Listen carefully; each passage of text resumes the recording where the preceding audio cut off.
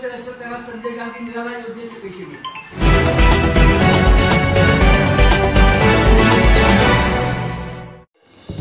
नाचणगाव येथील प्राथमिक आरोग्य केंद्रात जागतिक सिकल सेल दिवस व जनजागृती पंधरवडा मोहीम राबविण्यात आली। चला समजून घेऊया सिकल सेल हा विषय। डॉक्टर अदिती लांबट यांनी समजावून सांगितला। सिकल सेल आजार हा अनुवांशिक असून त्यामध्ये लाल पेशी आपला गोल आकार बनवून कोयत्याच्या आकाराचा होतात। सिकल सेल आजारामध्ये आई आणि वडील दोघेही सिकल सेल रुग्ण किंवा वाहक असल्यास त्यांच्या अपत्यांना हा आजार होऊ शकतो।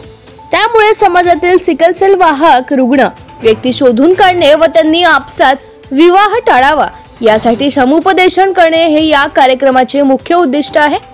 सिकल सेल आजार समजून घेण्याची गरज असल्याचे मत वैद्यकीय अधिकारी डॉक्टर अदिती लांबट यांनी व्यक्त केले।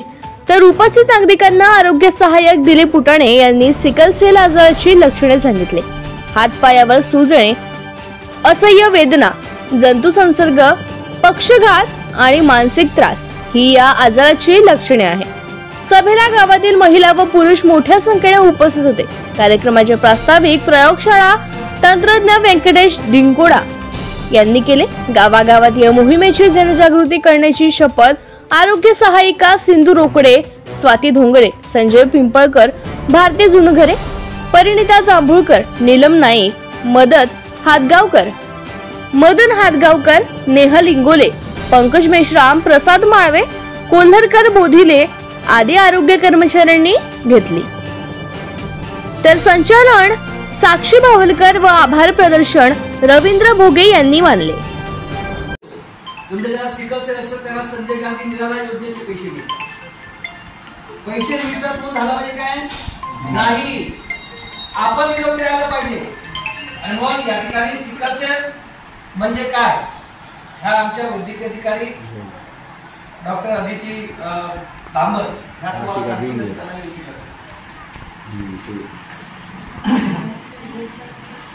या जागतिक सिकल सेल दिनानिमित्त हा प्रोग्राम करण्यात आला आहे। सिकल सेल म्हणजे काय? सिकल सेल म्हणजे आपल्या रक्ताच्या पेशा गोल असतात, गोल आकाराच्या असतात, पण ज्यांना सिकल सेल असतो त्यांचा तो आकार वेगळ्याप्रमाणे होतो, कोणत्या आकाराचा होतो, जे अशा असतात चंद्राची कोर याप्रमाणे। जर आपली जो रक्तवाहिनी आहे, रक्तवाहिनीमधून गोल आकाराची पेशी सहज पास होऊ शकते, त्याच्यामुळे रक्तपुरवठा व्यवस्थित जाऊ